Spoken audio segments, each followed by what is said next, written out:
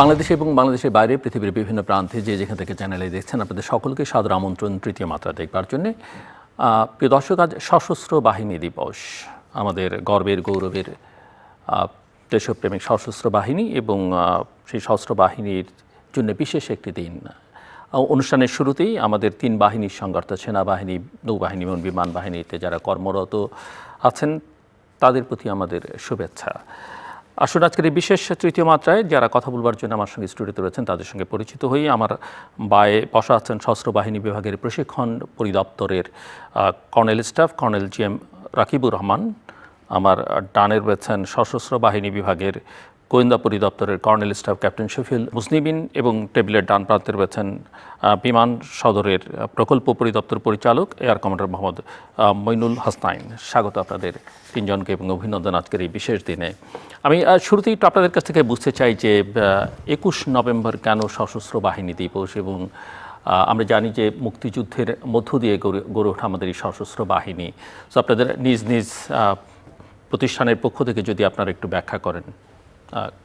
Colonel Rakibur Rahman শুরু করবেন। ধন্যবাদ জিল্লুর ভাই। বিসমিল্লাহির রহমানির রহিম। প্রথমেই আমি আজকের অনুষ্ঠানের সশস্ত্র বাহিনী দিবস 2025 উপলক্ষে আমাকে এবং আমাদের সহ আলোচকদেরকে এই চ্যানেল আই কর্তৃপক্ষকে এখানে আমন্ত্রণ জানার জন্য ধন্যবাদ জানাই। এর পাশাপাশি আপনার স্বনামধন্য প্রোগ্রাম তৃতীয় মাত্রাতে এই অনুষ্ঠানে আমাদেরকে আলোচক হিসাবে আমন্ত্রণ জানার জন্য ধন্যবাদ জানাই। আপনার প্রশ্নের উত্তরে যাওয়ার পূর্বেই আমি আজকের এই দিনে গভীর শ্রদ্ধা ভরে স্মরণ করছি 1971 সালে আমাদের মহান মুক্তিযুদ্ধে শাহাদাত বরণকারী মুক্তিযোদ্ধা যারা রয়েছেন তারা, এবং যারা নির্যাতিত এবং অত্যাচারিত মা বোনদেরকে, যাদের আত্মত্যাগের বিনিময়ে আমরা একটা স্বাধীন দেশ পেয়েছি। এর পাশাপাশি আমি স্মরণ করছি মহান মুক্তিযুদ্ধে বাংলাদেশ সেনাবাহিনীর যে 55 জন অফিসার এবং 1460 জন সেনা সদস্য, যাদের আত্মত্যাগের বিনিময়ে আমরা একটা সশস্ত্র বাহিনী পেয়েছি। আজকে যে আমরা পোশাক পরে এখানে এসেছি, এটা তাদেরই আত্মত্যাগ, তাদেরই অবদান, এটা কোনোভাবেই ভুলবার নয়। এখন আমি আপনার প্রশ্নের উত্তরে যেটা বলতে চাচ্ছি, বাংলাদেশ সশস্ত্র বাহিনী একটা আত্মমর্যাদা, ত্যাগ এবং তিতিক্ষার বিনিময়ে সংহতির মহান চেতনায় 1971 সালে গঠিত হয়েছিল। পৃথিবীতে অনেক কম সশস্ত্র বাহিনী রয়েছে যারা তাদের যে মুক্তিযুদ্ধে বা স্বাধীনতা যুদ্ধের সময় গড়ে উঠেছে। আপনি আপনার যেমন প্রিলুডের সময় বলেছেন যে বাংলাদেশ সশস্ত্র বাহিনীর জন্ম কিন্তু আমাদের মহান মুক্তিযুদ্ধের সময়। মুক্তিযুদ্ধ বাঙালি জাতি এবং বাংলাদেশি হিসাবে আমাদের সর্বশ্রেষ্ঠ অর্জন, এটাতে বিন্দুমাত্র কোনো সন্দেহ নাই। এবং আমাদের আপামর জনসাধারণের যে সর্বশ্রেষ্ঠ অর্জন আমরা পেয়েছি 1971 সালে, আজকে 54 বছর পরেও এটার চাহিদা ঠিক সমানভাবেই রয়েছে। এখন আমি আপনার প্রশ্নের উত্তরে আপনি যেটা জানতে চাচ্ছেন যে এটা তাৎপর্য বা গুরুত্ব কতটুকু এখন 54 বছর পরও, এবং 21 নভেম্বরটা কেন বেছে নেওয়া হলো সেটাও একটু বুঝতে চাই আপনাদের কাছ থেকে। বলছি, আমরা সকলেই জানি যে 1971 সালে 25শে মার্চ যে অপারেশন সার্চ লাইটের মাধ্যমে যে গণহত্যা শুরু হয়েছিল, আমাদের নিরীহ জনসাধারণের উপর পাকিস্তান হানাদার বাহিনী যেভাবে আমাদের ইপিআর, ঢাকা বিশ্ববিদ্যালয় থেকে ঢাকা শহরের বিভিন্ন স্থানে এবং বাংলাদেশের বিভিন্ন স্থানে যেভাবে আক্রমণ শুরু করেছিল, তারপরে 21শে নভেম্বর এই প্রায় 8 মাস সময়কালীন সময়ে বাংলাদেশের বিভিন্ন এলাকায় ছোটোখাটো আকারে বিভিন্ন সশস্ত্র সংগ্রাম বা মুক্তিযুদ্ধ, গেরিলা যুদ্ধ এগুলো সংগঠিত হচ্ছিল, এবং পাকিস্তান হানাদার বাহিনীর উপর বিভিন্নভাবে তাদের অবস্থানকে দুর্বল করার জন্য বিভিন্ন ছোটোখাটো অপারেশন বা এনগেজমেন্ট এগুলো পরিচালনা করা হচ্ছিল। আমি আমার পরবর্তী ধাপে একটু আলোচনার সুযোগ পেলে জানাবো মুক্তিযুদ্ধটাকে কিভাবে বিভিন্ন পর্যায়ে নেওয়া হয়েছে। প্রথমেই ছিল সেটা রেজিস্ট্যান্স ফেজ বা প্রতিরোধ যুদ্ধ, দ্বিতীয় ধাপে ছিল এটা গেরিলা যুদ্ধ, এবং সর্বশেষে যেটা ছিল আক্রমণাত্মক পর্যায় বা অফেন্সিভ ফেজ যেটা শুরু হয়েছিল। তো আমরা 21শে নভেম্বর এই সময়েই সেনা, নৌ এবং বিমান বাহিনী, এই তিন বাহিনী একত্রিতভাবে পাকিস্তান হানাদার বাহিনীর উপর আক্রমণ পরিচালনা করে। এর পাশাপাশি আমরা এটাও জানি যে তৎকালীন সময়ে মিত্র বাহিনীর একটা সাপোর্ট আমাদের ছিল। ভারতীয় বাহিনী এবং বাংলাদেশের যে সশস্ত্র বাহিনীর যেভাবেই সংগঠনটুকু গড়ে উঠেছিল, তারা একটা পরিকল্পনা করেছিল যে পাকিস্তানের হানাদার বাহিনী যেখানে যেখানে তাদের স্ট্রং পয়েন্ট রয়েছে, যেখানে যেখানে তাদের অবস্থান রয়েছে, সেই জায়গাগুলোকে দুর্বল করে দিতে হবে। তো এই ডেটটা ফিক্স করা হয়েছিল 21শে নভেম্বরে। সেই দিন থেকেই মূলত এই আক্রমণাত্মক ফেজ, যেটা থার্ড ফেজ এসেছিল, আমি পূর্ববর্তী ধাপগুলো পরে আলোচনা করব, ওই সময় থেকে আক্রমণ পরিচালনা করা হয়। সেনা, নৌ, বিমান বাহিনী এই 21শে নভেম্বরে একত্রিত হয়ে পাকিস্তানের সকল অবস্থানের উপর একসাথে আক্রমণ করে। একই সাথে এই দিনটা একটা মেসেজ দেওয়া হয়েছিল আমাদের যে মুক্তিকামী জনসাধারণকে, যে বাংলাদেশের সশস্ত্র বাহিনী এদেশের সকল মানুষের সাথে রয়েছে। এই মেসেজটা খুবই ইম্পর্টেন্ট। আপনি যেমন আরও একটা বলেছিলেন যে বাংলাদেশের সশস্ত্র বাহিনী সবসময় এদেশের জনগণের পাশেই রয়েছে, দুর্যোগে দুর্বিপাকে এবং সবসময় পাশে থাকে। কারণ আমাদের যে প্রতিরক্ষা নীতি 2018 সালে যেটা প্রণয়ন করা হয়েছিল, সেখানে একটা কি কম্পিটেন্সিস অফ ন্যাশনাল ডিফেন্স সেখানে বলা আছে যে pro people arm forces. Pro people arm forces এই ডিকটামটা বাংলাদেশের সশস্ত্র বাহিনী বারেই প্রমাণ করে এসেছে। সেটা 1971 সালে হয়েছে, 1990 সালে হয়েছে, 2024 সালেও হয়েছে, যেটার কিন্তু উদাহরণ আমরা দেখেছি। তো 1971 সালে আমাদের যে 5টা ইনফ্যান্ট্রি রেজিমেন্ট ছিল বাংলাদেশে, তারা কিন্তু একসাথেই বিদ্রোহ করেছিল। এইটার মাধ্যমেই যে বাংলাদেশ সেনাবাহিনী তখন একটা মেসেজ জনগণকে দিতে পেরেছিল যে আমরা জনগণের সাথেই আছি। তো এইটার তাৎপর্য 1971 সালে যেরকম ছিল, এই 2025 সালে এসেও তার তাৎপর্য একই রকমের গুরুত্বপূর্ণ। এবং এই 21শে নভেম্বরে যেভাবে 1971 সালে আক্রমণটা রচিত হয়েছিল, এর ফলে কিন্তু আন্তর্জাতিক সমর্থনও আমরা পেয়েছিলাম। এবং এই মাত্র 25 দিনের মধ্যে, 21শে নভেম্বর থেকে 16ই ডিসেম্বর, এই 25 দিনের মধ্যে আমাদের বিজয়টা ত্বরান্বিত হয়েছে। এবং এই সময়কালীন মধ্যে আমরা বিশ্বের বিভিন্ন দেশের, যেমন ভুটান আমাদেরকে 6ই ডিসেম্বর 1971 সালে আমাদেরকে করেছিল, রিকগনাইজ করেছিল একটা স্বাধীন সার্বভৌম দেশ হিসাবে। এইটা একটা বিরাট বড় অর্জন ছিল আমাদের জন্য। তো বাংলাদেশ সশস্ত্র বাহিনী তো বটেই, বাংলাদেশি জাতির ইতিহাসে 21শে নভেম্বরই অত্যন্ত আমি আসছি আবার আপনার কাছে, ক্যাপ্টেন শফিউল মুজতামিন। ধন্যবাদ জিলুর ভাই আমাদেরকে চ্যানেল আই স্টুডিওতে আমন্ত্রণ জানানোর জন্য। শুরুতেই আমি মাননীয় নৌবাহিনী প্রধান এবং নৌবাহিনীর সকল সদস্যদের পক্ষ থেকে চ্যানেল আইয়ের সকল দর্শক শ্রোতাকে সশস্ত্র বাহিনী দিবস 2025-এর শুভেচ্ছা জানাচ্ছি। আজকের এই দিনে শ্রদ্ধাভরে স্মরণ করছি মুক্তিযুদ্ধে শহীদ এবং বীর যোদ্ধাদের, যাদের আত্মত্যাগের বিনিময়ে আমরা পেয়েছি আমাদের স্বাধীনতা। স্মরণ করছি 2024 সালের জুলাই আগস্টে যারা নিহত হয়েছেন এবং যারা আহত হয়েছেন তাদেরকে। এবার আমি আপনার প্রশ্নের উত্তরে আসছি। মুক্তিযুদ্ধের নৌবাহিনীর ভূমিকা অত্যন্ত গুরুত্বপূর্ণ এবং আমি বলবো যে এটা কৌশলগতভাবে অত্যন্ত গুরুত্বপূর্ণ। তো কৌশলগতভাবে যে গুরুত্বপূর্ণটা সেটা আমি একটু পরে বলবো। তার আগে নৌবাহিনীর ভূমিকাটা কী ছিল 1971 সালে সেটা আমি আপনাকে বলছি। 26শে মার্চ যখন স্বাধীনতার ঘোষণা করা হয়, তখন বাঙালিদের মনে মুক্তিযুদ্ধে অংশগ্রহণের জন্য একটা প্রচেষ্টা এবং একটা বাসনা তাদের মধ্যে ছিল, দেশের পক্ষে যুদ্ধ করার জন্য। তো তখন পাকিস্তানের যারা নৌবাহিনীর সদস্য ছিলেন, পাকিস্তানে প্রশিক্ষণরত ছিলেন, তাদের মধ্যে বাঙালি যারা ছিলেন, তাদের মধ্যে 13 জন বাঙালি ছিলেন যারা ফ্রান্সের তোলনে তারা প্রশিক্ষণরত, একটা সাবমেরিনের প্রশিক্ষণরত ছিলেন। এবং সেখানে প্রশিক্ষণকালীন সময় তারা সেখান থেকে 8 জন তারা পালিয়ে আসেন। এবং তারা যে ফ্রান্সের তোলন থেকে পালিয়ে আসছেন সেটাও অনেক কঠিন ছিল। তারা তারপর দেশে এসে তারা মুক্তিযুদ্ধে অংশগ্রহণ করেন। প্রথমে তারা 500 জন মুক্তিযোদ্ধাকে সংগঠিত করে তাদেরকে প্রশিক্ষণ প্রদান করেন। সেইখান থেকে 160 জনকে তারা নির্বাচিত করে তাদেরকে নৌ কমান্ডো হিসাবে তাদেরকে নিযুক্ত করেন। এই 160 জন যারা নৌ কমান্ডো ছিল, তাদের সাহায্যে চট্টগ্রাম, তারপরে মংলা, নারায়ণগঞ্জ, চাঁদপুর, এই 4টি জায়গায় একযোগে অপারেশন জ্যাকপট পরিচালনা করেন। সেই অপারেশনাল জ্যাকপটে প্রায় 1 লাখ টন পাকিস্তানি রসদ এবং তাদের যে সমরাস্ত্র এগুলো ধ্বংস করা হয়। যার ফলে এই যে অপারেশন হয়েছে জ্যাকপটের যে আউটকাম, সেই আউটকামের ফলে তাদের অনেক রসদ ধ্বংস হয়েছে, অনেক আর্মস অ্যান্ড অ্যামুনিশন ধ্বংস হয়েছে, যাদের ফলে তাদের যুদ্ধ করার যে ক্ষমতা সেটা কমে গিয়েছিল।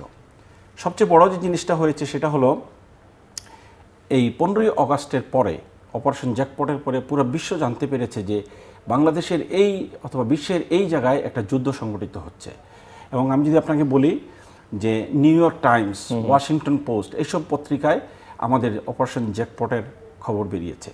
সো বিশ্ব জানতে পেরেছে যে না, পৃথিবীর এইখানে একটা যুদ্ধ সংগঠিত হয়েছে। এরপরে যখন মুক্তিযোদ্ধারা যখন আরও সংগঠিত হয়েছেন, 21শে নভেম্বর সেনা, নৌ এবং বিমান বাহিনী, 3 বাহিনী যখন সম্মিলিতভাবে আক্রমণ চালিয়েছে, তারপরে নৌবাহিনী সেখানে অপারেশন হট প্যান্ট পরিচালনা করে প্রায় 49টা অপারেশন, ছোট বড় অপারেশন তারা করেছে মংলা অঞ্চলে, যেখানে বেসিক্যালি তাদের উদ্দেশ্য ছিল যে মাইনিং করে পাকিস্তান থেকে যেসব রসদ আসছিল সেই রসদগুলোকে বন্ধ করে দেওয়া। এবং সেইখানেই আমাদের বীরশ্রেষ্ঠ রুহুল আমিন উনি শহীদ হন এবং যিনি পরবর্তী বীরশ্রেষ্ঠ হিসাবে স্বীকৃতি লাভ করেন। তো নৌবাহিনীর হট প্যান্ট অপারেশনের পরেও পাকিস্তানের সাপ্লাইগুলো বন্ধ হয়ে গেছিল। তো যার ফলে আমাদের 21শে নভেম্বর থেকে 16ই ডিসেম্বর আমাদের এই যে মাত্র কয়েকদিনের মাথায় কিন্তু আমরা 25 দিনের মাথায় কিন্তু আমরা একটা স্বাধীনতা অর্জন করেছি এবং স্বাধীন দেশ হিসেবে আমরা পেয়েছি। এই যে অপারেশনগুলো হয়েছে, এটা অপারেশন হয়েছে নৌবাহিনীর অপারেশনগুলোর জন্য supply cut off, logistic cut off এবং তাদের যে রসদ সরবরাহ, এই সরবরাহগুলো বন্ধ হওয়ার জন্য আমাদেরকে 16ই ডিসেম্বরের দিকে তাদেরকে আত্মসমর্পণে বাধ্য করা হয়।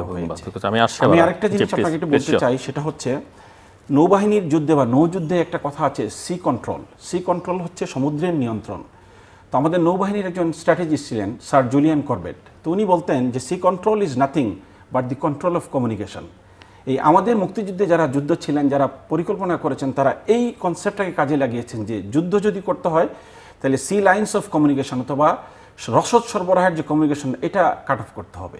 এটা যদি আমরা কাট অফ করতে পারি তাহলে বিজয় আসবেই এবং সেটা অবধারিত 16ই ডিসেম্বর সেই বিজয়টা আমাদের সবটা সহজ হয়ে যায় অনেক ক্ষেত্রে। Air commodore Moinul Hasan. ধন্যবাদ। আমি সর্বপ্রথম আমাদের মহান স্বাধীনতা 1971-এর সকল শহীদ বীর যোদ্ধা যারা ছিলেন তাদের প্রতি শ্রদ্ধা জানিয়ে এবং জুলাই 24-এর যারা আত্মত্যাগ করেছেন তাদের প্রতি শ্রদ্ধা জানিয়ে আমার বক্তব্য শুরু করতে চাই। এর মধ্যে আমাদের চ্যানেল আইয়ের যে দর্শক শ্রোতা আছে তাদের প্রতিও সালাম।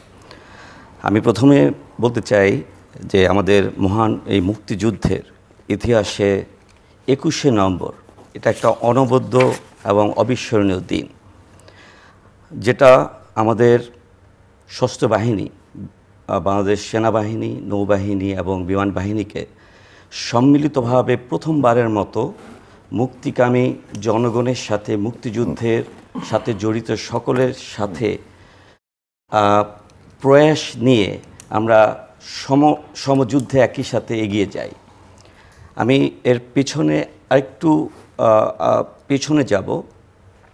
বিমান বাহিনীর যেই জন্ম সেটা ছিল বেসিক্যালি 28শে সেপ্টেম্বর। আমরা যদি একটু দেখি, 28শে সেপ্টেম্বরে তৎকালীন পাকিস্তান বিমান বাহিনী থেকে বেশ কিছু আমাদের বৈমানিক, পাকিস্তান বিমান সেনা এবং তৎকালীন পিআইএর কিছু বৈমানিক, তারা সম্মিলিতভাবে তারা ভারতের নাগাল্যান্ড এলাকা থেকে প্রথম একটি অসামরিক অটার, একটি ড্যাকোটা আর একটি এলিয়ট হেলিকপ্টার, এই তিনটাকে কারিগরিভাবে ওনারা এটাকে সমরাস্ত্র সংযোজনের মাধ্যমে প্রথম 3রা ডিসেম্বর মিশন লঞ্চ করে থাকে। এবং এই মিশনটা আমাদের প্রথম চট্টগ্রামের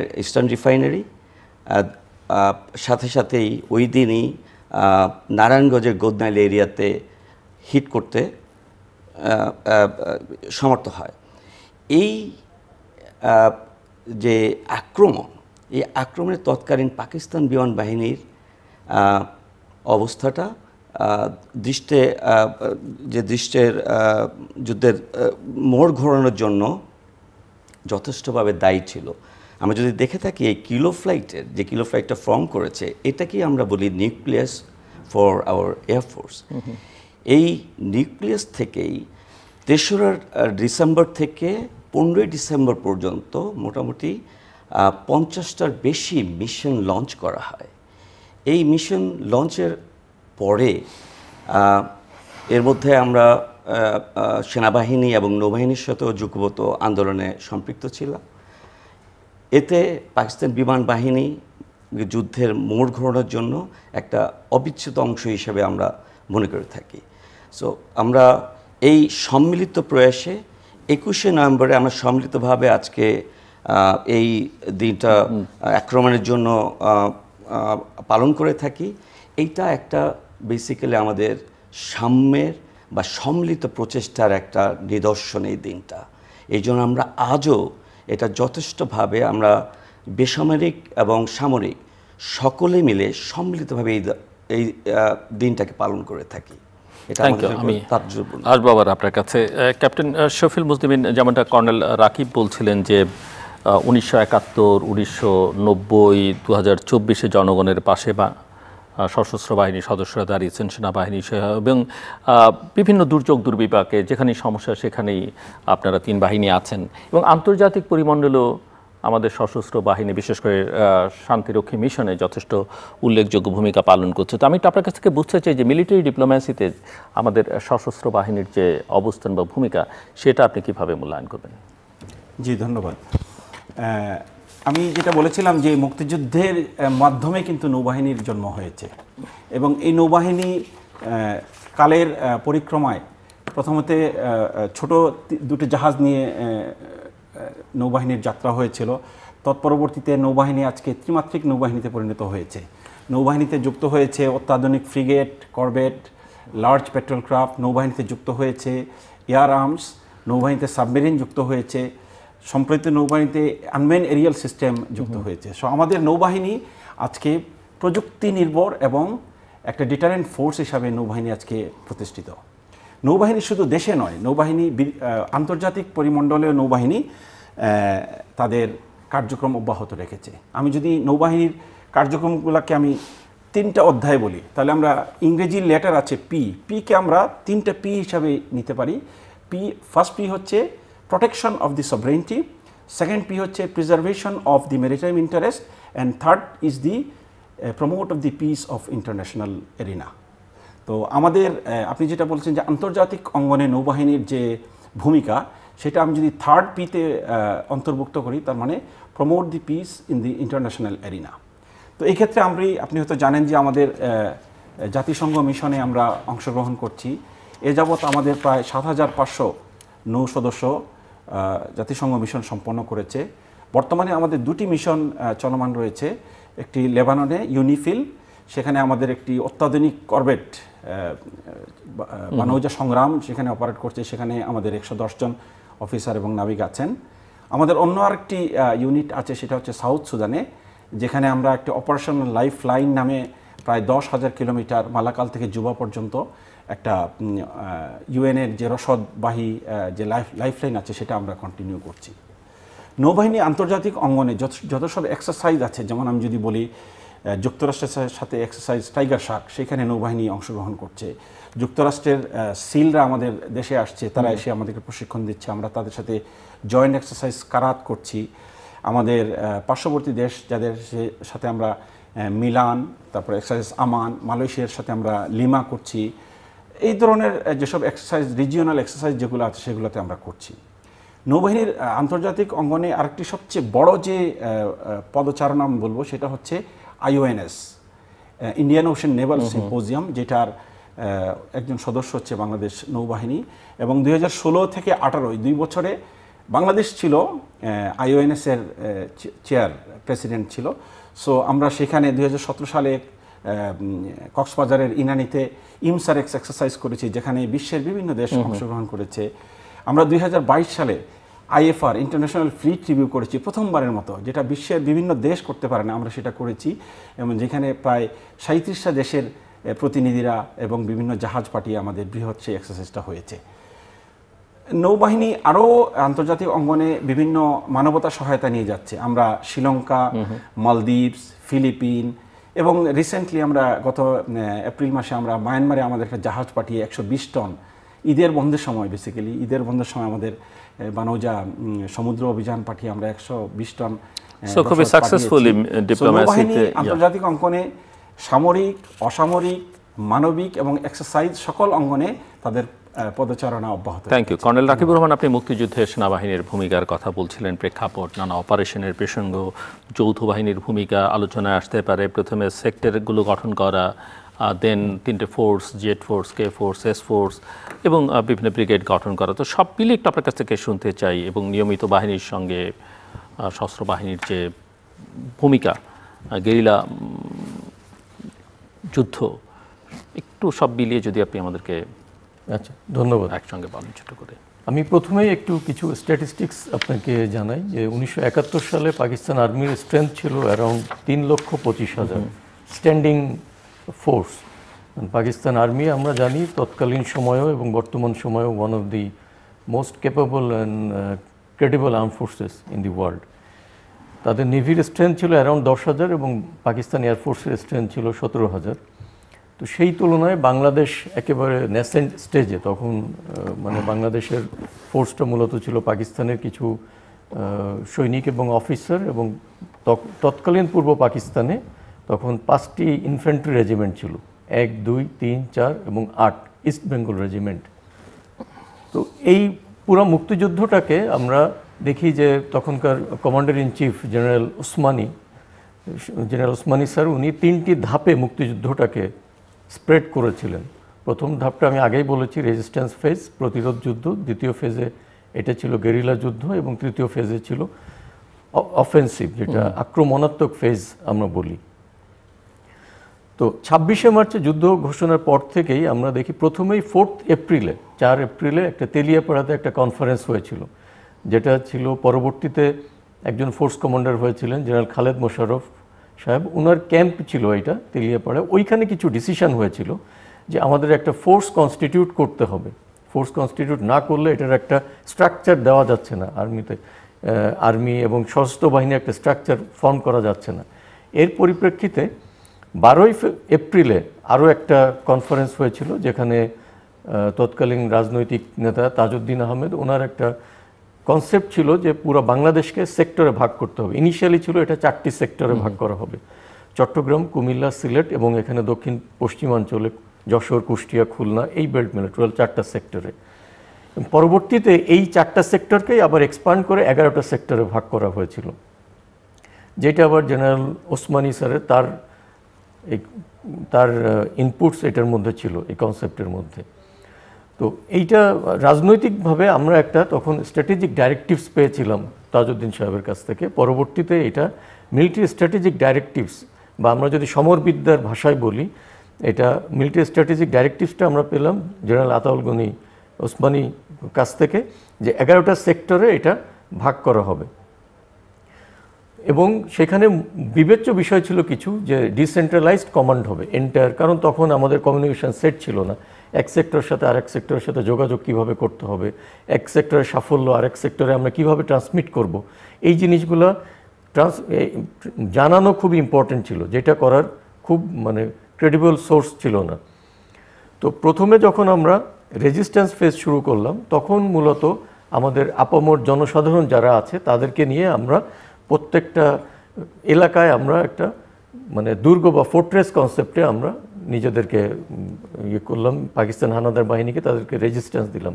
পরবর্তীতে গেরিলা যুদ্ধ আমাদের প্রত্যেকটা গ্রামে গ্রামে আনসার, ভিডিপি এবং তারা যারা ছিল স্থানীয় জনগণের সহায়তায়, মানে একটা নদীর ভিতরে একটা মাছ যেভাবে তার একটা পরিচিত রাস্তার মধ্যে সে মুভ করতে পারে, গেরিলারা কিন্তু ঠিক এইভাবে তার এলাকাটা তার হাতের একটা পামের মতো, তালুর মতো, সে হাতের প্রতিটা রেখা সম্বন্ধে জানে।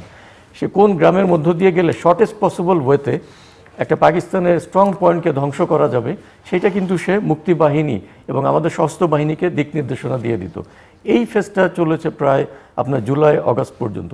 তো এই আমি 12 এপ্রিলের কথা বললাম। তারপরে জুলাই মাসে যে প্রথম জেট ফোর্স স্ট্যাবলিশ হয়েছিল, তৎকালীন ফোর্স কমান্ডার ছিলেন মেজর জিয়াউর রহমান, পরবর্তীতে সেনাপ্রধান জেনারেল জিয়াউর রহমান। অগাস্টে হয়েছিল কে ফোর্স এবং আরও পরে হয়েছিল এস ফোর্স। 3জন ফোর্স কমান্ডারের নামে এই জেড, কে এবং এস ফোর্স হয়েছিল। তো 21শে নভেম্বরের আনুমানিক এই সময়টায় মূলত এই আক্রমণাত্মক ফেজটা শুরু হয়েছিল। তখন মানে আমরা ততদিন মানে বাংলাদেশে বর্ষাকাল, এবং আমরা জানি যে আমাদের যখন বর্ষার মৌসুমটা চলে তখন আমাদের এই যে নদীগুলো একটা সাগরের মতো পরিস্থিতি হয়ে যায়। এবং আমরা বিভিন্ন বইতেও পড়েছি যে Bangladesh is a defenders paradise and offenders nightmare. তো যখনই যারা এটা আমরা ডিফেন্স নিয়েছি, এটা আমাদের জন্য একটা ডিফেন্সের স্বর্গরাজ্য তৈরি হয়েছিল। কারণ কিছু দূর পরপরই একটা খাল অথবা একটা নদী বা কোনো একটা ওয়াটার অবস্টাকলস ছিল, যেটা পার হওয়া ছিল পাকিস্তান হানাদার বাহিনীর জন্য খুবই একটা দুর্বিষম একটা বিষয়। সেখানেই আমাদের এই গেরিলা যোদ্ধারা পাকিস্তান হানাদার বাহিনীকে দুর্বল করার জন্য, তাদের রসদ, তাদের যে সাপ্লাই লাইন ছিল এটা কাট অফ করার জন্য একটা বিভিন্ন ধরনের অপারেশন করেছিল, ছোটোখাটো অপারেশন। এরই পরিপ্রেক্ষিতে তারা যখন আরও বেশি নাজুক হয়ে যায়, দুর্বল হয়ে যায়, পরবর্তীতে আমাদের মিত্রবাহিনী এবং বাংলাদেশের সশস্ত্র বাহিনীর সহায়তা, 3 বাহিনীর সহায়তা, আমাদের সহ আলোচক যেভাবে বলেছিলেন, তাদের ইস্টার্ন রিফাইনারিতে তার আগেই বোম্বার্ডমেন্ট করা হয়েছিল। নারায়ণগঞ্জে গোড 9-এ তাদেরকে বম্ব করা হয়েছিল। তার আগে অপারেশন জ্যাকপটের মাধ্যমে তার সাপ্লাই লাইনকে আরও ব্রেক করা হয়েছিল। সো মেরিটাইম এবং এয়ারফোর্সের সাপোর্ট নেওয়ার পরে যখন ল্যান্ড অফেন্সিভটা যখন শুরু হয়, তখন আসলে পাকিস্তান সেনাবাহিনীর আসলে পিছু হটা ছাড়া আর কোনো উপায় ছিল না। তারই পরিপ্রেক্ষিতে আমরা দেখি যে 21শে নভেম্বরের কাছাকাছি সময়, নট এক্স্যাক্টলি যে 21শে নভেম্বরেই শুরু হয়েছিল, যদিও আমরা জানি 21শে নভেম্বরে যশোরের বয়রা এলাকা থেকে এই ল্যান্ড অফেন্সিভটা মূলত যাত্রা শুরু করে। কিন্তু এই কাছাকাছি সময়ে এই যে অফেন্সিভটা শুরু হয়েছিল, এইটাই বিজয়কে ত্বরান্বিত করেছিল 16ই ডিসেম্বরে, যারই পরিপ্রেক্ষিতে এই 25 দিনের মধ্যে আমাদের চূড়ান্ত বিজয় অর্জন করতে পারি। এয়ার কমডোর মইনুল হাসান, যদি একটু আপনি আমাদেরকে বলেন যে দেশ গঠন এবং দেশের ইকোনমিক ডেভেলপমেন্টে এবং আন্তর্জাতিক পরিসরে সুনাম অর্জনে বা অন্যান্য বিবেচনায় যে বিমান বাহিনীর ভূমিকা কি? ধন্যবাদ। আমাদের সহালোচক অলরেডি বলেছে যেভাবে নৌবাহিনী আন্তর্জাতিক মণ্ডলে কাজ করছে, বিমান বাহিনীও একই তালেই কাজ করে যাচ্ছে। আমি প্রথমে উল্লেখ করতে চাই বিমান বাহিনী আন্তর্জাতিক মণ্ডলে বিভিন্ন শান্তিরক্ষী বাহিনীতে কিভাবে নিয়োজিত আছে। আপনি জেনে খুশি হবেন এর মধ্যে বিমান বাহিনী প্রায় 10,000 সদস্য আন্তর্জাতিক শান্তিরক্ষী বাহিনীতে কর্মরত ছিল। বর্তমানেও 4টি আফ্রিকান কান্ট্রিতে নিয়োজিত আছে, DR Congo, central African republic, south Sudan এবং লেবাননের কর্মরত আছে।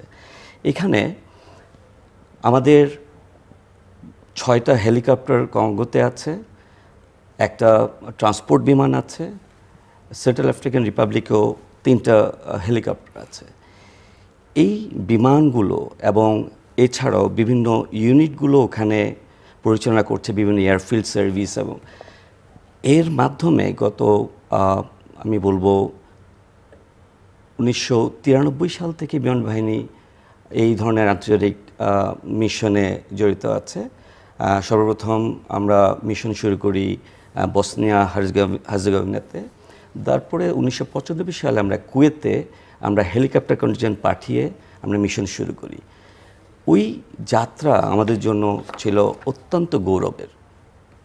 আমরা এখনও একই তালে আন্তর্জাতিক মহলে বিভিন্ন এভিয়েশন রিলেটেড যে মিশনগুলি আছে, এভিয়েশন রিলেটেড এবং সার্ভিস রিলেটেড, ওই মিশনগুলো আমরা কন্ডাক্ট করছি। এতে আমরা শুধু যে সুনাম অর্জন করছি তা না, এর সাথে আমরা যথেষ্ট পরিমাণ ফরেন কারেন্সির রেমিটেন্স আমরা পাচ্ছি। এটা আমাদের দেশের ইকোনমির জন্য একটা অন্যতম একটা সেক্টর। এছাড়াও আমরা জাতীয় পর্যায়ে বা বিভিন্ন দুর্যোগ মোকাবেলায় বিমান বাহিনী ফার্স্ট রেসপন্ডার হিসেবে কাজ করে। আপনি যদি জেনে খুশি হবেন, আপনি যদি লাস্ট ফিউ ইয়ার্স দেখেন, পাকিস্তান, ভারত, নেপাল, তারপরে চায়না, টার্কি, বিভিন্ন জায়গায় যে বড় বড় আর্থকোয়েক বা ওই ধরনের যে প্রাকৃতিক দুর্যোগগুলো হয়ে থাকে, আমাদের বিমান বাহিনী ফার্স্ট রেসপন্ডার হিসেবে কাজ করে। এতে বিমান বাহিনীর মান সম্মান এবং উচ্চতর পর্যায়ে গিয়েছে। আমি বলবো এটা সশস্ত্র বাহিনী বিমান বাহিনীর ফার্স্ট এলিমেন্ট হিসেবে মুভ করে ওখানে এবং সম্মিলিতভাবে কাজ করে। এতে আমাদের আন্তর্জাতিক পরিমণ্ডলে যথেষ্ট সুনাম অর্জন হয়েছে। আপনি জাতীয়ভাবেও যদি দেখেন, এরকম প্রাকৃতিক দুর্যোগ বা ওই ধরনের কাজে ফার্স্ট হিসেবে কিন্তু সশস্ত্র বাহিনী কাজ করে, যার মধ্যে বিমান বাহিনী অনবদ্য ভূমিকা রয়েছে। আপনি এছাড়াও আমরা যদি দেখি বিভিন্ন আন্তর্জাতিক এক্সারসাইজ, যেমন আমরা যে কোনো নৌবাহিনী বিভিন্ন নৌ এক্সারসাইজগুলোর সঙ্গে আন্তর্জাতিকভাবে স্বীকৃত এক্সারসাইজগুলোতে জয়েন করে থাকে। বিমান বাহিনী কন্টিনিউয়াসলি এই ধরনের এক্সারসাইজের সাথে যুক্ত, যুক্তরাষ্ট্র, মালয়েশিয়া, বিভিন্ন দেশের সাথে প্যাক অ্যাঞ্জেল দেন এই ধরনের বিভিন্ন এক্সারসাইজে জড়িত থাকে। এতে আমাদের সম্মিলিতভাবে আমাদের বাহিনীর সুনাম একটা লেভেলে পৌঁছাচ্ছে এবং আমি বলবো স্বাধীনতার 54 বছর পরে আমাদের বাংলাদেশ বিমান বাহিনীর মান সম্মান আন্তর্জাতিক পরিমণ্ডলে যথেষ্টভাবে স্বীকৃত। কর্নেল রাকিবুর রহমান, আপনার কাছে একটু শুনতে চাই যে শান্তিরক্ষা মিশন সহ আন্তর্জাতিক পরিমণ্ডলে এবং দেশের ভেতরে তো অবশ্যই নানা ক্ষেত্রে যুদ্ধের বাইরে সেনাবাহিনীর ভূমিকা, অবদান এবং অর্জন। জি, ধন্যবাদ আপনাকে। আমি প্রথমে একটু শুরু করব দেশ ও জাতি গঠনে সেনাবাহিনীর যে ভূমিকা, এবং এই প্রশ্নটার উত্তর দেওয়ার জন্য আমি এই সেনাবাহিনীর ভূমিকাটাকে কয়েকটি সেগমেন্টে ভাগ করতে চাই। প্রথমে হচ্ছে কাঠামোগত উন্নয়ন, ইনফ্রাস্ট্রাকচারাল ডেভেলপমেন্টে বাংলাদেশ সেনাবাহিনীর যে ভূমিকা, এবং আমরা হয়তো অনেকেই যেটা অনেকের আমাদের অন্তরালে থাকে যে শিক্ষাক্ষেত্রে বাংলাদেশ সেনাবাহিনীর কতটুকু ভূমিকা পালন করে এবং অর্থনৈতিকভাবে। তো আমি এই 3টি ধাপে এটা বলতে চাচ্ছি। প্রথমেই আমি আপনারা জানেন যে বাংলাদেশ সেনাবাহিনী অলরেডি যে পদ্মা সেতু এবং পদ্মা রেল সেতু প্রকল্পের সাথে এটা পরামর্শদাতা হিসাবে এবং সুপারভিশন হিসাবে কন্টিনিউয়াস এটা নিয়োজিত আছে। আমরা যদি পূর্বাচল যে 300 ফিট এক্সপ্রেসওয়ে যেটা দেখি এবং তার 2 সাইডে যে 100 ফিট যে খাল খনন প্রকল্প, এটার সাথে কিন্তু সেনাবাহিনী ওতপ্রোতভাবে জড়িত। কালশি ফ্লাইওভার আমাদের যেখানে একটা যানজটের একটা প্রধান একটা এলাকা ছিল ক্যান্টনমেন্ট থেকে বের হওয়ার পরে মিরপুর ডিওএইচএসে যাওয়ার জন্য এবং মিরপুর 10 নম্বরে যাওয়ার জন্য কালশি ফ্লাইওভারেও সেনাবাহিনীর পার্টিসিপেশন ছিল। এর আগে ছিল হাতিরঝিল প্রকল্প বা কুড়িল ফ্লাইওভার বা বালুখালী এবং ঘুমদুম যে সীমান্ত সংযোগ সড়ক, এইখানেও সেনাবাহিনীর পার্টিসিপেশন রয়েছে এবং সেনাবাহিনীর সুপারভিশনে এই কাজটা হচ্ছে।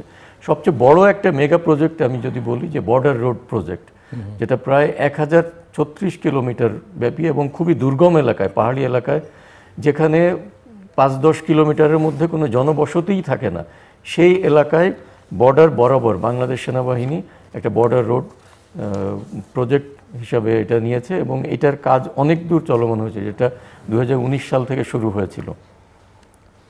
এর পাশাপাশি এটা তো গেল অবকাঠামোগত উন্নয়ন। আমি এখন শিক্ষাক্ষেত্রে সেনাবাহিনীর ভূমিকা, যেটা আপাত দৃষ্টিতে দেখা যায় না।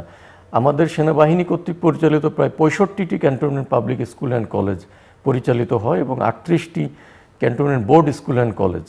তো ক্যান্টনমেন্ট স্কুল অ্যান্ড কলেজগুলোতে প্রায় 1,30,000 ছাত্রছাত্রী পড়াশোনা করে এবং বোর্ড স্কুলগুলোতে প্রায় 50,000, তো দুইটা মিলে 1,80,000। এর বাইরে আমরা 12টা ক্যাডেট কলেজ সেনাবাহিনী কর্তৃক পরিচালিত হয়, 6টি আর্মি মেডিকেল কলেজ রয়েছে, 2টি নার্সিং কলেজ, 4টি ইঞ্জিনিয়ার ইনস্টিটিউট রয়েছে। এর পাশাপাশি আমাদের বিশ্বমানের ইনস্টিটিউট যেটা MIST, যেটা আপনি কিছুদিন আগেই যেটা এটা ওয়ার্ল্ড র্যাঙ্কিংয়ের মধ্যে এসেছে, ওয়ার্ল্ডের প্রথম 1500 ইনস্টিটিউটের মধ্যে MIST ইনক্লুডেড হয়েছে। এছাড়া বাংলাদেশ ইউনিভার্সিটি অফ প্রফেশনালস, এই ইনস্টিটিউশনগুলো বাংলাদেশ সেনাবাহিনী কিন্তু, তো অ্যাজ এ হোল প্রায় 2 লক্ষ ছাত্রছাত্রী এই সেনাবাহিনী কর্তৃক পরিচালিত বিভিন্ন শিক্ষা প্রতিষ্ঠানে কিন্তু পড়াশোনা করে। তো শুধু এই 2 লক্ষ না, 2 লক্ষ পরিবার কিন্তু বাংলাদেশ সেনাবাহিনীর সাথে জড়িত। তার মানে তাদের সাথে একটা কানেক্টেড থাকে তারা, মানে এটা বাংলাদেশ সেনাবাহিনীর সাথে ওতপ্রোতভাবে জড়িত এবং তারা সবসময় সেনাবাহিনীর উপর নির্ভরশীল। এর পাশাপাশি সবচেয়ে ইম্পর্টেন্ট এবং যে ক্ষেত্রে বাংলাদেশ সেনাবাহিনী পথ দেখিয়েছে আমি বলবো যে আমাদের বিশেষ চাহিদা সম্পন্ন যে শিশুদের জন্য যে প্রয়াস স্কুল পরিচালিত হয়, এটা 11টা ব্রাঞ্চ বর্তমানে বাংলাদেশে বিভিন্ন ক্যান্টনমেন্টে এবং বাইরেও পরিচালিত হচ্ছে। তো এইটা একটা অনন্য একটা উদাহরণ বাংলাদেশ সেনাবাহিনী কর্তৃক পরিচালিত হয়। এখন অর্থনৈতিকভাবে আমি দেখি বাংলাদেশ সেনাবাহিনী কীভাবে বাংলাদেশের সামগ্রিক অর্থনীতিতে এটা একটা বিভিন্ন একটা প্রভাব ফেলছে।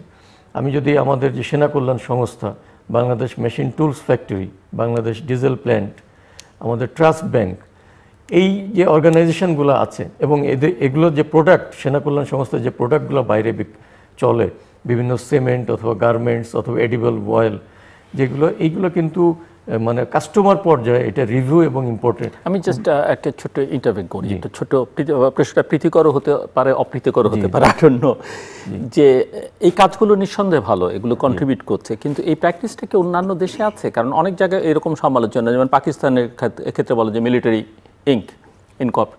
সো বাংলাদেশের ক্ষেত্রে অনেকে সমালোচনা করে থাকেন যে আমাদের সশস্ত্র বাহিনী, সেনাবাহিনী কেন এত কিছুর মধ্যে, ব্যবসা বাণিজ্য এর মধ্যে ইনভলভ হচ্ছে। মানে এটা কি পজিটিভ দিক না নেগেটিভ দিক, নাকি এই প্র্যাকটিসটা সর্বত্রই আছে পৃথিবীর? জাস্ট একটু বোঝার জন্য। না, এটা কিছু কিছু দেশে আছে, কিন্তু এটা আমি পজিটিভ সাইড যেভাবে দেখি, কারণ এইখানের মূল যে কর্মসংস্থান হয় এটা কিন্তু মূলত অবসরপ্রাপ্ত যারা সেনা সদস্য আছে তাদেরই একটা বিরাট বড় একটা কর্মসংস্থান হয়। সার্ভিস ইন সার্ভিস পার্সোনেলের সংখ্যাটা অনেক কম এখানে মূলত। এটা কি সশস্ত্র বাহিনী বা সেনাবাহিনীকে তার যে মূল ফোকাস সেখান থেকে সরিয়ে দেয় কিনা, বা এটা কোনো ধরনের বিচ্যুতি কিনা? না, এটা আমি বলবো কিছু কিছু ক্ষেত্রে তাদেরকে পেশাগতভাবে দক্ষ করে তুলে, স্পেশালি যে ইনফ্রাস্ট্রাকচার ডেভেলপমেন্ট যে প্রজেক্টগুলো বাংলাদেশ সেনাবাহিনী করে, সক্ষমতাটাকে অন্য লেভেলে নিয়ে যায়। যে বিদেশেও কোনো ইম্পর্টেন্ট অ্যাসাইনমেন্টে বাংলাদেশ সেনাবাহিনীকে যে এমপ্লয় করা যায়, সেইখানে একটা কনফিডেন্স এখান থেকে ডেভেলপ করে। আমি এই দেশ গঠনে সেনাবাহিনীর পাশাপাশি আমি জাতিসংঘ মিশনে সেনাবাহিনীর একটু ছোট্ট করে বলে নিই, যেহেতু এটার বাংলাদেশ সেনাবাহিনী 1988 সালে প্রথম ইউনিমগ ইরাকে 15 জন সেনা সদস্য পাঠানোর মাধ্যমেই সেনাবাহিনীর জাতিসংঘ শান্তিরক্ষা মিশনে যাত্রাটা শুরু হয়। এবং এই গত প্রায় 37 বছরে বাংলাদেশ সেনাবাহিনী কিন্তু বিশ্বে একটা ব্র্যান্ড নেম হিসাবে পরিচিত হয়েছে। মানে যে কোনো দেশে শান্তিরক্ষী বাহিনী যেখানে বাংলাদেশ সেনাবাহিনীর উপস্থিতি বা সশস্ত্র বাহিনী অ্যাজ এ হোল উপস্থিতি রয়েছে, সেখানে একটা আস্থার নাম, নির্ভরতার নাম হিসাবে তারা মনে করে বাংলাদেশ সেনাবাহিনীকে। বাংলাদেশ তো একসময় নাম্বার 1 কন্ট্রিবিউটর, কখনো 2, এখন কত নাম্বার? এখন 2-3 এই রেঞ্জের মধ্যে থাকে। বর্তমানে যেমন বাংলাদেশ সেনাবাহিনী টোটাল 9টি দেশে 9টি মিশনে 4811 জন সেনা সদস্য বর্তমানে ডিপ্লয়েড রয়েছে। এবং অ্যাজ এ হোল টোটাল 40টা দেশে আমরা আমাদের মিশন সম্পন্ন করেছি, 54টা মিশন, এবং সর্বমোট 1,53,000-এর বেশি সেনা সদস্য তাদের জাতিসংঘ শান্তিরক্ষী মিশন অলরেডি সম্পন্ন করেছে। কিন্তু এই যে অর্জন, এটা কিন্তু শুধু আসেনি। আমাদের কিন্তু এটার পিছনে বিশাল স্যাক্রিফাইস রয়েছে। আমাদের 131 জন সেনা সদস্য কিন্তু তাদের জীবন উৎসর্গ করেছে এটার পিছনে, শাহাদাত বরণ করেছে। 246 জন সেনা সদস্য পঙ্গুত্ব বরণ করেছে, আহত সেনা সদস্য রয়েছে।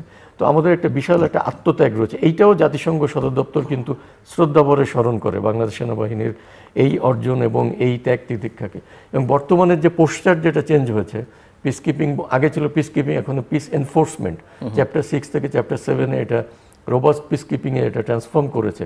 সেখানেও বাংলাদেশ সেনাবাহিনীর যে ট্রান্সফরমেশনটা, এইটাও আসলে অন্যান্য অনেক দেশের জন্য একটা অনুকরণীয় দৃষ্টান্ত। এবং আপনি জেনে খুশি হবেন, আফ্রিকার কিছু কিছু দেশ আমাদের সাথে একটা জয়েন্ট ভেঞ্চারে বিভিন্ন দেশে ডিপ্লয়েড হওয়ার ব্যাপারে আগ্রহ প্রকাশ করেছে, যেটা বাংলাদেশ সেনাবাহিনীর জন্য একটি অনন্য সাধারণ। কোথাও তো বাংলা ভাষাও আমরা জানি যে সিয়েরা লিওনে তাদের সেকেন্ড ল্যাঙ্গুয়েজ বাংলাদেশ, এবং বাংলাদেশের নামে একটা রোড তারা তৈরি করেছে। আইভরি কোস্টেও একটা রোড বাংলাদেশের নামে তৈরি করা হয়েছে। এটা অবশ্যই এটা আমাদের যারা প্রিডিসেসর যারা ছিল, আগে যারা বিভিন্ন সময় জীবন উৎসর্গ করেছে, তাদের আত্মত্যাগের ফলে কিন্তু আমরা এই পর্যায়ে আসতে পেরেছি। Thank you, congratulations and proud of you all. আপনার কাছ থেকে আমি শুনতে চাই, কমরেড আমানুল হাসনাইন, বিমান বাহিনীর এখনকার স্ট্রেংথ বা যতটুকু বলা সম্ভব। আপনি নিশ্চয়ই আমাদের উন্নত মানে স্বাধীনতার পর সর্বশেষ এখন কি অবস্থায়, কোথায় দাঁড়িয়ে আছি আমরা? ধন্যবাদ। আপনি জানেন বিমান বাহিনীর জন্মলগ্ন থেকে বিমান বাহিনী as a whole very technical force and very expensive force আমরা বলে থাকি। আমরা বিমান বাহিনীর জন্মলগ্ন থেকে আমাদের যে যুদ্ধ বিমান বা হেলিকপ্টার বা ট্রান্সপোর্ট বিমান যেগুলো ছিল, ওগুলো ছিল সেকেন্ড জেনারেশন বা ওই অনেক আগের মডেলের। ওগুলো করতেই কিন্তু আমাদের বিভিন্ন সময়ে পার হওয়ার সাথে সাথে আমরা ক্রমান্বয়ে উন্নতি সাধন করছি। আমরা ধাপে ধাপে বিভিন্ন আপনার জেনারেশনের যুদ্ধবিমান, হেলিকপ্টার এবং যে ট্রান্সপোর্ট বিমান, এগুলো অ্যাকুইজিশন শুরু করি। বিমান বাহিনীর যে টোটাল অপারেশন চালানোর জন্য যেই বিমানের প্রয়োজন এবং বিমানের সাথে সবচেয়ে বেশি প্রয়োজন বিমান চালানোর সক্ষমতা এবং ওটা পরিচালনা করার জন্য রক্ষণাবেক্ষণের কাজ। এই রক্ষণাবেক্ষণের কাজটা আমরা মোটামুটি, যেহেতু এটা ভেরি এক্সপেন্সিভ জব, আমরা মোটামুটি বিদেশে যে OEM থাকে তাদের উপরে ডিপেন্ডেন্ট ছিলাম।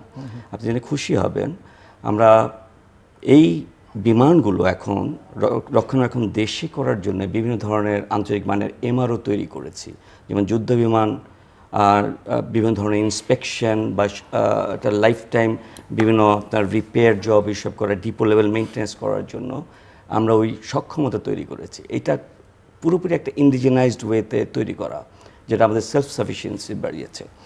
এটার মাধ্যমে আমরা এভিয়েশন ইন্ডাস্ট্রির গ্রোথে সাপোর্টও দিতে পারছি। এখন আপনি যদি বলেন যে প্ল্যাটফর্ম ওয়াইজ আমরা যে সেকেন্ড থার্ড জেনারেশনের বিমানে ছিলাম, আগে আমরা সেই রাশিয়ার MiG-21 বা হেলিকপ্টার হিসেবে Mi-8, এই-17 ওই ধরনের হেলিকপ্টার ছিল, বিমান হিসেবে আন্তনভ 24 অথবা 26 ছিল। এখন আমরা যুক্তরাষ্ট্রের সেই C-130 হারকিউলিস ওই বিমান চালাচ্ছি, আমাদের B মডেল, J মডেল, ওই সব মডেলগুলো যেগুলো আন্তর্জাতিকভাবে স্বীকৃত, যার মাধ্যমে আমরা মিডিয়াম ইউটিলিটি লিফট হিসেবে এক জায়গা থেকে আরেক দেশে যেতে পারি। এবং আমরা এই যে ফার্স্ট রেসপন্ডার হিসেবে মুভ করছি এই বিমানগুলোতে। আপনি যে যুদ্ধ বিমানের দিকে তাকান, এটাও আমরা ক্রমান্বয়ে আমাদের ফোর্সেস গোল 2030 আছে, ওই অনুসারে আমরা ক্রমান্বয়ে এই যে প্ল্যাটফর্মগুলো আমরা অ্যাকুইজিশন করার চেষ্টা করছি। যদিও আপনি জানেন যে এটা খুবই মূল্যবান, দেশের আর্থিক অবস্থার সাথে এটা সামঞ্জস্যপূর্ণ। আমরা চেষ্টা করে যাচ্ছি, আমরা এই ফলশ্রুতিতে বিভিন্ন চাইনিজ ফাইটার এয়ারক্রাফট যেগুলো ছিল ওই এয়ারক্রাফটগুলো আমরা চালাচ্ছিলাম। এখন আমরা আপওয়ার্ড ভার্সনের আমরা MRCA বা ওইটা কেনার জন্য আমরা অলরেডি মাননীয় বিমান বাহিনী প্রধানের ঐকান্তিক প্রচেষ্টা আমরা চেষ্টা করছি। আমরা আপার মডেলের ইউরোপিয়ান মডেলের ওই ধরনের MRCA এয়ারক্রাফট কেনার। একই অবস্থা আমাদের হেলিকপ্টার ফ্লিটের জন্য। হেলিকপ্টার ফ্লিটও আমাদের ছিল সেই রাশিয়ান আগের সেকেন্ড জেনারেশন মডেল। আমরা খুব রিসেন্টলি 2014-15 সালে আমরা Leonardo Agusta maritime search and rescue, যেটা আমাদের 200 মাইল EEZ, যেটা ওই পর্যন্ত যেতে ওই সক্ষমতার হেলিকপ্টার কিনেছি। এর সাথে আমরা ইভেন যে ট্রেইনার এয়ারক্রাফটগুলো, ওটাতেও আমরা অনেক উন্নতি সাধন করেছি। আমরা জেট ট্রেইনার হিসেবে আমরা Yak-130 4+ জেনারেশন Yak-130 রাশিয়ার ওটা কিনেছি। আমরা বেসিক ট্রেইনার হিসেবে জার্মানির গ্রোভ এয়ারক্রাফট আছে, ওইটাকে আমরা অ্যাকুইজিশন করেছি। সো আমরা একটার পর একটা আমাদের যে সামর্থ্য অনুসারে আমরা এবং আমাদের যে দিক নির্দেশনা আছে, যে রোড ম্যাপ আছে, ওই অনুসারে আমরা একটার পর একটা আমরা বিমান প্ল্যাটফর্মগুলো রাইট ট্র্যাকে আছে। আমরা রাইট ট্র্যাকে আছি। এটার সাথে আমাদের আরেকটা জিনিস যেটা হলো, আমরা যেহেতু আকাশ প্রতিরক্ষার সাথে ওতপ্রোতভাবে জড়িত, আমাদের যে রাডার সেন্সর, এই রাডার সেন্সরগুলোও আগে ছিল আমাদের যে দ্বিমাত্রিক রাডার, অ্যানালগাস রাডার, হয়তো চাইনিজ বা রাশিয়ান। আমরা এখন ওয়েস্টার্ন মডেলের আপনার ফ্রেঞ্চ থ্যালেস অথবা লিওনার্দো, ইটালি লিওনার্দো, ওই রাডারগুলোর সংযোজন হচ্ছে আমাদের খুব রিসেন্টলি এগুলো হয়েছে, আরও সামনে হতে যাচ্ছে, যার ফলে আমাদের আকাশ প্রতিরক্ষায় যেই আসপেক্টটা তৈরি হচ্ছে, এইটা একটা মানে অনেক উন্নত ধরনের একটা ইয়েতে আমরা চলে যাব। এর সাথে আপনি আরেকটা জিনিস বলে রাখি, আমি আমাদের এই ইন্ডিজিনাইজেশন প্রজেক্টের সাথে আমরা আনম্যান ভেহিকেল, এয়ার ভেহিকেল, UAV, এই ভেহিকেলেরও আমরা ইন্ট্রোডিউস করেছি। বাট আমরা এর চেয়ে বেশি যেটা করতে যাচ্ছি, আমরা নিজস্ব প্রযুক্তিতে এই আনম্যান এয়ার ভেহিকেল এবং আনম্যান এয়ার কমব্যাট ভেহিকেল তৈরি করার জন্য আমরা কারখানা স্থাপন করছি আমার দেশেই, যে আমরা এটা তৈরি করতে পারি। এর সাথে আপনি জেনে আরও খুশি হবেন, আমরা মনুষ্য এয়ারক্রাফট যেটা, এটাও আমরা আমাদের নিজস্ব ইঞ্জিনিয়ারদের তত্ত্বাবধানে আমরা তৈরি করতে পেরেছি। এইটা আমাদের বিমান বাহিনীর জন্য একটা অনবদ্য প্রচেষ্টা। এবং আমি সত্যিভাবে বলতে চাই যে আমাদের এই প্রচেষ্টা যদি অব্যাহত থাকে, আমরা বিমান বাহিনীকে অদূর ভবিষ্যতে আমরা একটা ডিফারেন্ট হাইটে দেখব, যেটা আমাদের সম্মিলিতভাবে সশস্ত্র বাহিনীর জন্য ঐকান্তিকভাবে আমরা সামনে যাওয়ার যে প্রচেষ্টা, এটাকে সফল করবে আমি মনে করি। থ্যাংক ইউ ক্যাপ্টেন শফিউল মুজতামিন। ব্লু ইকোনমি নিয়ে প্রচুর কথাবার্তা হচ্ছে এবং নৌবাহিনী এর সঙ্গে জি, ব্লু ইকোনমি বর্তমান বিশ্বে একটা ইকোনমিক কনস্ট্রাক্ট, যেটা জাতিসংঘের যে সাস্টেইনেবল ডেভেলপমেন্ট গোল 14 আছে, যেখানে বলা আছে যে the utilization of ocean resources and ocean management. তো সেটা আমাদের একটা লক্ষ্য আছে, সেই লক্ষ্যকে আমাদেরকে অর্জন করতে হবে। ব্লু ইকোনমি বেসিক্যালি সমুদ্র সম্পদের টেকসই ব্যবহারটাকেই আমরা যে ম্যানেজমেন্ট করে থাকি, সেটাই আমাদের ব্লু ইকোনমি। এটার কিছু উদ্দেশ্য আছে, সেটা হচ্ছে যে আমরা যেমন খাদ্য নিরাপত্তা অর্জন করতে পারি, আমাদের অর্থনৈতিক সমৃদ্ধি অর্জন করতে পারি, কর্মসংস্থানের সৃষ্টি করতে পারি, শিল্প বাণিজ্যের উন্নয়ন করতে পারি, আন্তর্জাতিক সাথে আমাদের যে যোগাযোগ সেটাও আমরা বজায় রাখতে পারি। তো আপনি জানেন যে বঙ্গোপসাগর অথবা বে অফ বেঙ্গল অত্যন্ত সমৃদ্ধশালী আমাদের অর্থনীতির জন্য, যেখানে প্রাণীজ ও প্রাণীজ সম্পদ আছে, যেখানে জাহাজ শিল্প আছে, আমাদের দুইটা সি লাইন্স অফ কমিউনিকেশন যারা আউটসাইড ওয়ার্ল্ডের সাথে যোগাযোগ আছে, আমাদের থার্ড আরেকটা লাইন্স অফ কমিউনিকেশন যেটা আমরা বলি যে রিভার লাইন অফ কমিউনিকেশন। সমুদ্রগুলোকে বলি সি লাইন্স অফ কমিউনিকেশন, আর রিভারেরগুলো বলি যে রিভার লাইন অফ কমিউনিকেশন। আমাদের চট্টগ্রাম থেকে ঢাকা পর্যন্ত অথবা খুলনা মংলা বন্দর থেকে ঢাকা পর্যন্ত দেশব্যাপী আমাদের যে নদীমাতৃক যে চলাচল, এটাও কিন্তু আমাদের জন্য একটা লাইফ লাইন। তো সমুদ্রের কথা বলছিলাম, সমুদ্রে প্রাণীজ অপ্রাণীজ অনেক সম্পদ আছে, মৎস্য সম্পদ আছে, সমুদ্রের শিল্প বাণিজ্য আছে, লবণ আছে, সি উইড আছে, তারপর রিনিউয়েবল এনার্জি আছে, সমুদ্র ট্যুরিজম আছে, এবং সর্বোপরি সমুদ্রের যে ব্যবস্থাপনা সেটাও কিন্তু ব্লু ইকোনমির সাথে যুক্ত আছে।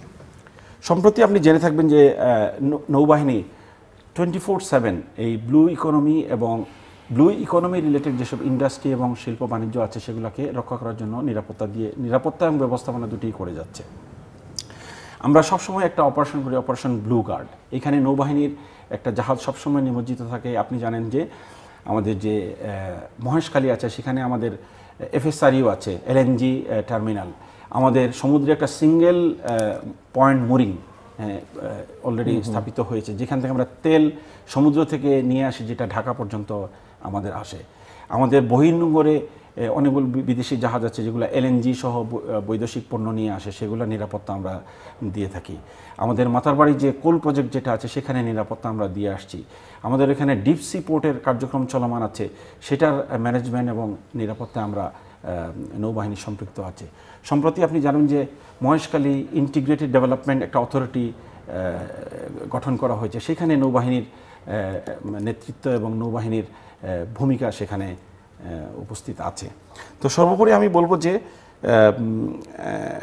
ব্লু গার্ড এবং ব্লু ইকোনমি দুইটা ওতপ্রোতভাবে জড়িত, এবং নৌবাহিনী অঙ্গাঙ্গিভাবেই দেশের অর্থনৈতিক উন্নয়নে ব্লু ইকোনমির জন্য কাজ করে যাচ্ছে। আরেকটা জিনিস না বললে নয়, সেটা আপনি হয়তো জানেন যে বর্তমানে যে নিউ মেরিন কন্টেইনার টার্মিনাল যেটা নৌবাহিনী ম্যানেজমেন্ট করছে, এটার জন্য নৌবাহিনীকে হস্তান্তরের 49 দিনের মাথায় 1,75,000 TEUC কন্টেইনার হ্যান্ডেলিং সক্ষম হয়েছে, যেটা পূর্ববর্তী 49 দিনের চেয়ে প্রায় 46% বেশি। তো নৌবাহিনীর ব্যবস্থাপনায় সেই কন্টেইনার টার্মিনাল প্রায় 500 TEUC-তে পরিণত হয়েছে প্রতিদিন। সেখানে কিন্তু নৌবাহিনী সাফল্য অর্জন করেছে। সর্বোপরি পোর্টগুলোর ম্যানেজমেন্ট আমাদের নৌবাহিনীর ব্যবস্থাপনা এবং নৌবাহিনীর নেতৃত্বের মাধ্যমে সম্পন্ন হচ্ছে। ওভারঅল ব্লু ইকোনমি বাংলাদেশের যে ভবিষ্যৎ অর্থনৈতিক যে সমৃদ্ধির পথ, সেই ব্লু ইকোনমিতে নৌবাহিনীর পদচারণা চলমান আছে।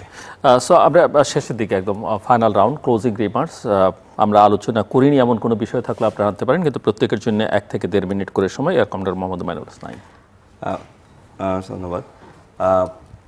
আমি কয়েকটা ব্যাপার একটু বলতে চাই। বিমান বাহিনীর দেশ বা জাতি গঠনে ভূমিকা আপনি যদি দেখে থাকেন, অতি সম্প্রতি জুলাই 24-এর যে সাম্প্রতিক পরিস্থিতি, এই পরিস্থিতির পরে বাংলাদেশের সকল আন্তর্জাতিক বিমানবন্দরগুলো পরিচালনা অলমোস্ট বন্ধ হয়ে যাচ্ছে। বিমান বাহিনী তাদের ঐকান্তিক প্রচেষ্টায়, তাদের এভিয়েশন সিকিউরিটি ফোর্স এবং বিমান বাহিনীর অন্যান্য সদস্যরা মিলে তারা বিমানবন্দর দায়িত্ব নিয়ে বিমানবন্দরের সকল কার্যক্রম, আপনি বিমানবন্দরের সকল কার্যক্রম বলতে এয়ার ট্রাফিক কন্ট্রোল থেকে শুরু করে দি গ্রাউন্ড অপারেশন, সমস্ত কার্যক্রমকে ঐকান্তিকভাবে নিরলসভাবে আজ পর্যন্ত করে যাচ্ছে। এটা জাতির জন্য একটা মানে এটা অনবদ্য একটি চ্যালেঞ্জ ছিল বিমান বাহিনীর জন্য। বাট আমি জানি বিমান বাহিনী এটা অনবদ্য করেছে। আমরা আমাদের যে অপারেশনাল প্রায়োরিটি ওটাকে স্যাক্রিফাইস করেও ইভেন আমরা এটা করে যাচ্ছি। এর সাথে বিমান বাহিনীর বিভিন্ন মহিলা কর্মকর্তারা 2000 সালে তারা জয়েন করে প্রথমত। ওরপর থেকে বিমান বাহিনীতে মহিলাদের সংখ্যা আনুপাতিক হারে ক্রমশই বাড়ছে এবং আপনি যে ধারা এটা দেখবেন বিমান বাহিনীতে মহিলা বৈমানিকেরাও তারা কাজ করছে একই সাথে পুরুষদের সাথে। আপনি জেনে খুশি হবেন যে আন্তর্জাতিক শান্তিরক্ষী বাহিনীতে বিমান বাহিনীর মহিলা বৈমানিকেরা তারা ফ্লাইং করছে এবং তারা যথেষ্ট সুনাম অর্জন করেছে। বিমান বাহিনী ওই ফলশ্রুতিতে ইভেন যে আমাদের এয়ারম্যান আছে মহিলা এয়ারম্যান ওটাও 2020 সাল থেকে নেওয়া শুরু করেছে। Thank you captain Shafiul Muzammil. একটা ব্যাপারে আমি একটু আপনাকে বলতে চাই যে আমি 3টা P বলেছিলাম। একটা হচ্ছে যে protection of সভরেনিটি, preservation of maritime interest. এইখানে আমি একটু জিনিস বলতে চাই যে আমরা নৌবাহিনী 24/7 কিন্তু সমুদ্রে, আপনি যদি রাস্তায় চলাচল করেন দেখবেন যে রাত 12টার পরে কিন্তু রাস্তাটা বন্ধ হয়ে যাচ্ছে, রাস্তার চলাচল কিন্তু সীমিত হয়ে যাচ্ছে। বাট সমুদ্র এমন একটা জায়গা যেখানে 24/7 কিন্তু হয়তো কোনো জাহাজ চলছে, নয়তো বা কোনো মানুষ বিচরণ করছে, অথবা কোনো ধরনের কোনো কার্যক্রম অব্যাহত রয়েছে। নৌবাহিনী কিন্তু 24/7 কিন্তু সমুদ্রে বিচরণ করছে। আমরা প্রতিদিন বা সবসময় আমরা 7টি অপারেশন করে থাকি এবং একটা হচ্ছে আমাদের ট্রেজার শিল্ড, একটা হচ্ছে আমি বলেছিলাম আমাদের ব্লু গার্ড, একটা হচ্ছে আমাদের যে সমুদ্রে অনুপ্রবেশ ঠেকানোর জন্য আমাদের প্রতিহত, আমরা খুলনা অঞ্চলে একটা নির্মূল একটা অপারেশন করে থাকি। সবচেয়ে বড় যে জিনিসটা করি আমরা সেটা হচ্ছে অপারেশন জাটকা অপারেশন করে থাকি এবং মাহিল সারক্ষা অপারেশন করে থাকি। তো এই যে সামগ্রিক অপারেশনের ফলে, নৌবাহিনীর অপারেশনের ফলে আমাদের মৎস্য সম্পদ যে একটা উন্নতির দিকে যাচ্ছে সেটার একটা সাফল্য দেশের অর্থনীতিতে বহন করে। এবং এই বছর আপনি জেনে থাকবেন যে নৌবাহিনীকে স্বর্ণপদক প্রদান করা হয়েছে ফিশারি ম্যানেজমেন্টের ক্ষেত্রে। এই যে দেশের উন্নয়নে নৌবাহিনী যে কাজ করে যাচ্ছে এটা দেশের অর্থনীতিকে এই ভবিষ্যতে সমৃদ্ধি করে নিয়ে যাচ্ছে। থ্যাংক ইউ কর্নেল জেম।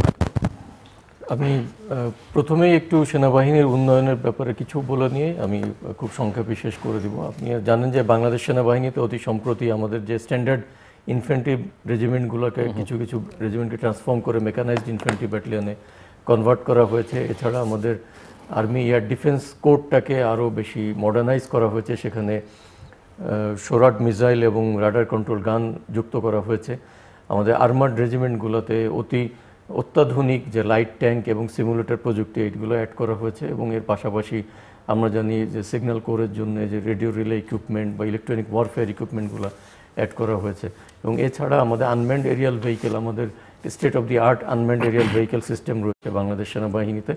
এর পাশাপাশি আর্মি এভিয়েশন গ্রুপ গত 2024 সালের বন্যায় যেভাবে অব্যাহত বাংলাদেশ বিমান বাহিনীর পাশাপাশি যেভাবে সাপোর্ট করেছে এবং দুর্গত এলাকা থেকে যেভাবে ত্রাণ পৌঁছে দিয়েছে এবং সেখান থেকে উদ্ধার অভিযান করেছে, এটা অনন্য সাধারণ একটা দৃষ্টান্ত তারা উপস্থাপন করেছে। আমি শেষে যেটা বলতে চাই যে আমি আমার কথা শুরুতে বলেছিলাম যে বাংলাদেশ সশস্ত্র বাহিনী এবং বাংলাদেশ সেনাবাহিনী হচ্ছে প্রো পিপল আর্ম ফোর্সেস। আমরা এই সান অফ দি সয়েল, এই মাটিরই সন্তান আমরা। আমাদের বাবা মা ভাই বোন অন্যান্য সাধারণ একটা সামাজিক পরিবেশের মতোই কিন্তু বাবা মা ভাই বোন। আমরা এই দেশের আলো এবং সূর্যতেই বড় হয়েছি এবং এই দেশের সকল দুর্যোগ দুর্বিপাক, যে কোনো ধরনের মনুষ্য দুর্যোগ বা প্রাকৃতিক দুর্যোগে বাংলাদেশ সেনাবাহিনী তথা বাংলাদেশ সশস্ত্র বাহিনী ফার্স্ট রেসপন্ডার হিসাবে জনগণের পাশে সবসময় থাকবে। 1971 সালে যেই স্বপ্ন নিয়ে এই দেশটা স্বাধীন হয়েছিল, যে সাম্য স্বাধীন আত্মমর্যাদাশীল জাতি হিসাবে বাংলাদেশ আত্মপ্রকাশ করবে, বাংলাদেশ সশস্ত্র বাহিনী সেই দাবি পূরণ করতে বদ্ধপরিকর, সেটা যে কোনো মূল্যে হোক। এই জাতির জন্যে যে আত্মত্যাগ 1971 সালে এবং 2024 সালে আমাদের ছেলেরা করেছে, এই বর্তমান প্রজন্ম যেভাবে দেখিয়েছে, রাস্তা দেখিয়েছে, সেইটা ধরে রাখতে সশস্ত্র বাহিনী সকল পদক্ষেপে সব ক্ষেত্রে জনগণের সাথে আছে, জনগণের সাথেই থাকবে। এই জন্য এটা প্রো পিপল আর্ম ফোর্সেস হিসাবেই থাকবে। ধন্যবাদ। দর্শক, অনুষ্ঠানের শেষ প্রান্তে আমরা সামাজিক যোগাযোগ মাধ্যম ফেসবুক, এক্স এবং ইউটিউবে তৃতীয় মাত্রা লাইভ স্ট্রিম হচ্ছে, আপনারা দেখতে পারেন। টেলিভিশনের পর্দায় দেখতে না পারলে যে কোনো সময় যে কোনো স্থান থেকে ইউটিউবে তৃতীয় মাত্রা চ্যানেলটি সাবস্ক্রাইব করে এই পর্ব বা পুরনো পর্বগুলো আপনারা দেখতে পারেন। Colonel G M Rakibur Rahman, captain Shafiul মুজনিমিন এবং এয়ার কমান্ডার মোহাম্মদ মইনুল হাসান, অসংখ্য ধন্যবাদ এবং অভিনন্দন আপনাদের আজকের এই আলোচনা অনুষ্ঠানের জন্য। দর্শক, আজ সশস্ত্র বাহিনী দিবস এবং এই দিবস উপলক্ষে কথা বলছিলেন তিন বাহিনীর তিনজন ঊর্ধ্বতন কর্মকর্তা।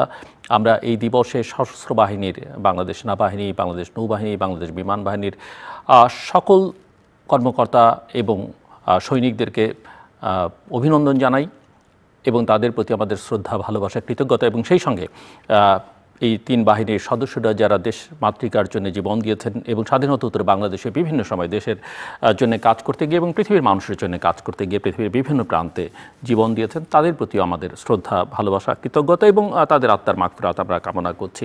এবং আমাদের অতিথিরা বলছিলেন যে 1971 সালে জনগণের পাশে দাঁড়িয়ে জনগণের সঙ্গে যুদ্ধ করে এই সশস্ত্র বাহিনীর জন্ম, উত্থান স্বাধীন বাংলাদেশে মুক্তিযুদ্ধের মধ্য দিয়ে এবং স্বাধীনতোত্তর বাংলাদেশেও বিভিন্ন সময় নানা কারণে হয় নানা বিতর্ক তৈরি হয়েছে, নানা প্রশ্নকেও তুলবার চেষ্টা করেছেন, কিন্তু ইতিহাসে সঠিক সময় সঠিক সিদ্ধান্ত নিয়ে সবসময় আমাদের সশস্ত্র বাহিনীর সদস্যরা দুর্যোগে, দুর্বিপাকে এবং এমনকি মানুষের অধিকার রক্ষায় সবসময় জনগণের পাশেই ছিলেন। তার প্রমাণ 1990, তার প্রমাণ 2024 এবং আমরা আশা করব যে ভবিষ্যতে তারা থাকবেন। এবং বর্তমান বৈশ্বিক আঞ্চলিক যে বাস্তবতা এবং আমাদের যে ভূ রাজনৈতিক অবস্থান দেশটির, এই বিবেচনায় আমাদের সশস্ত্র বাহিনীকে আরও শক্তিশালী করবার দিকে আমাদের নীতি নির্ধারকদের মনোযোগ দেওয়া উচিত এবং আমরা আশা করব যে বর্তমানে যারা ক্ষমতায় আছেন এবং ভবিষ্যতের যারা দেশ পরিচালনার দায়িত্বে আছেন তারা এই বিষয়ে আরও অনেক বেশি মনোযোগী হবেন। রাজনৈতিক স্বার্থে ব্যবহার নয়, দেশের স্বার্থে, পৃথিবীর স্বার্থে তারা যেন অত্যন্ত শক্তিশালী ভূমিকা পালন করতে পারে এবং প্রতিষ্ঠানগুলো যেন শক্তিশালী হয়, সেই দিকে আমাদের মনোযোগ দেওয়া দরকার। আমাদের সঙ্গে থাকবার জন্য অসংখ্য ধন্যবাদ। আপনাদের সবার জন্য শুভকামনা।